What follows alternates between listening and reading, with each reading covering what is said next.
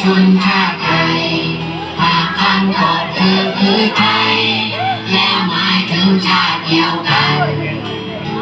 คือบ้านหลังนี้ที่เราทุกคนผูกพันย่อมมีหลายอย่างในบ้านที่ต้องช่วยกันดูแลจะเกิดภาพไหนเราก็คือไทยด้วยกันมีหลักให้เรายึดมั่นและนั่นก็คือแก่นแท้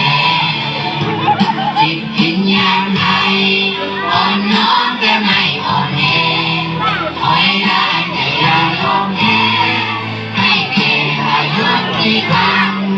ำลูกหลาน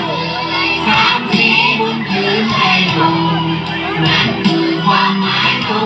งๆยังคงเป็นเสาหลักให้ไทยเป็นไทยอย่าให้ใครมาครอบง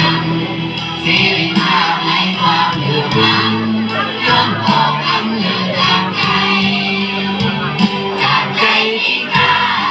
เป็นศัตรูคอร์รัปชันจงทำให้เธอผู้อ่านนั่นคืองานแผ่นดินไทยศรัทธาความดี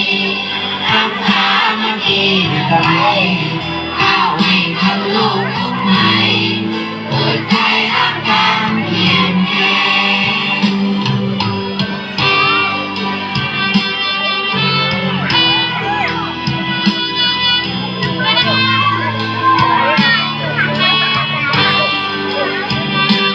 ลูกหลานเอ่ยสามสีบนพื้นไทยบน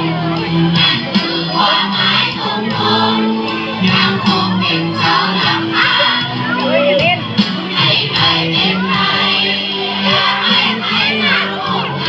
ำเสรีภาพและความเหลื่อมล้ำย่อมออกกำเนิดจากใจที่กล้าเป็นศัตรูคอ